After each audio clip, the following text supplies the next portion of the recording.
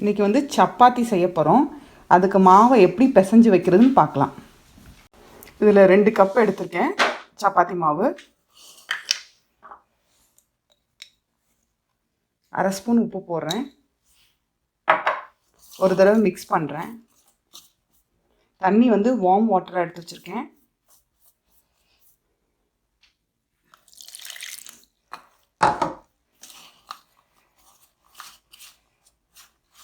தண்ணி எப்பவுமே கொஞ்சம் கொஞ்சமாக தான் ஊற்றணும்.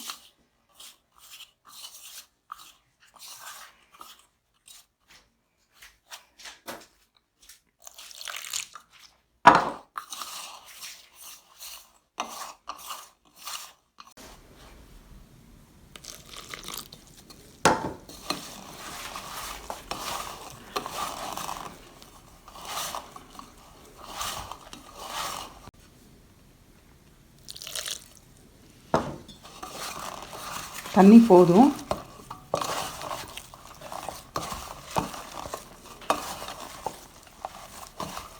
மாவை வந்து டைட்டாக பிசையாமல் கொஞ்சம் லூஸாக இருக்கணும். அப்படின்னா தான் சப்பாத்தி ரொம்ப சாஃப்டாக வரும். அதுமாரி சப்பாத்தி மாவு பண்ணிவிட்டு சப்பாத்தி மாவு பிசைஞ்சு வச்சுட்டு ஒரு அட்லீஸ்ட் 20 மினிட்ஸாவது வந்து அதுக்கு வந்து ரெஸ்ட் டைம் கொடுக்கணும். இந்த அளவுக்கு சாஃப்டாக இருக்கணும். இந்த அளவுக்கு இருக்கணும்.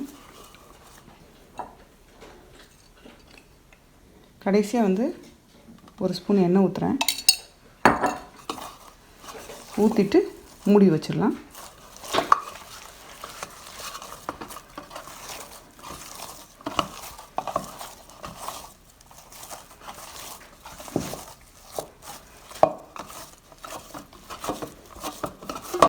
மாவை பிசைஞ்சு வச்சுட்டேன். இந்த ஈர துணியை வச்சு மூடி வைக்கிறோம். இல்லாட்டினா மூடி வச்சு கூட மூடி வைக்கலாம். அதுக்கப்புறம் வந்து 20 நிமிஷம் அதை வந்து அப்படியே அது பாட்டுக்கு இருக்கட்டும். அதுக்கப்புறம் எடுத்து சப்பாத்தி செஞ்சால் சாஃப்டாக இருக்கும், நல்லா டேஸ்ட்டாகவும் இருக்கும். நம்ம சொன்னோம் 20 மினிட்ஸ் வந்து ஊறினா போதும்னு சொல்லியிருக்கோம். ஸோ இதை எடுத்து பார்க்குறேன். பாருங்கள், நல்ல இதாக இருக்கு. இந்த மாதிரி இப்படி இப்போ அமுக்கணும்னா அப்படி சாஃப்டாக உள்ளே போகணும். ஸோ இந்த டைமில் வந்து நம்ம சப்பாத்தி செஞ்சால் நல்லாயிருக்கும். சப்பாத்தி ரொம்ப சாஃப்டாக வரும்.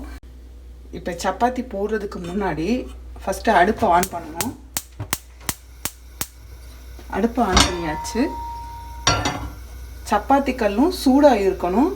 அப்போ தான் சப்பாத்தியை வந்து தேய்ச்சி போடணும். சப்பாத்தி கல் வந்து சூடாகிறதுக்கு முன்னாடி வந்து சப்பாத்தியை வந்து அதில் போடக்கூடாது. இப்போ பாருங்கள்,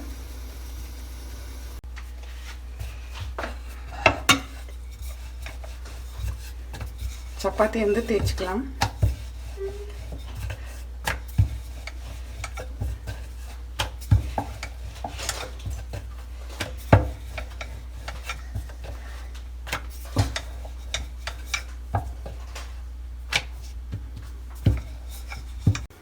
இப்போ வந்து சப்பாத்தி கல் வந்து சூடாயிடுச்சு. இந்த டைமில் தான் இந்த சப்பாத்தி எடுத்து போடணும். போட்டுட்டு மீடியமில் வச்சிடணும்.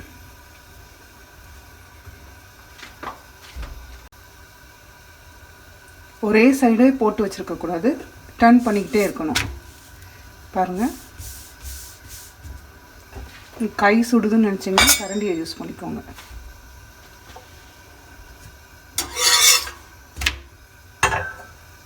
இப்போ பாருங்கள், லைட்டாக அந்த ப்ரௌன் ஆகிருக்கு பாருங்கள்,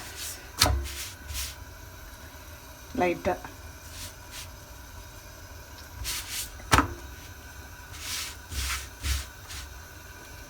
இப்போ வேணும்னா 1/2 ஸ்பூன் வந்து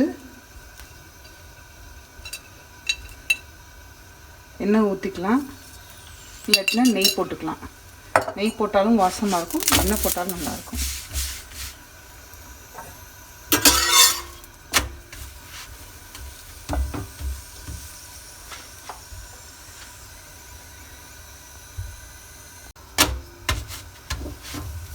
பாருங்கள், சப்பாத்தி வந்து எடுத்தாச்சு, வெந்துருச்சு. இப்போ சப்பாத்தி எடுக்கணும். இப்போ அடுப்பை சிம் பண்ணுறேன். இப்போ பாருங்கள், சப்பாத்தியை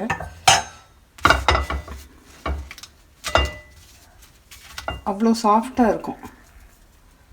ஸோ இந்த மாதிரி தான் சப்பாத்தி செய்யணும்.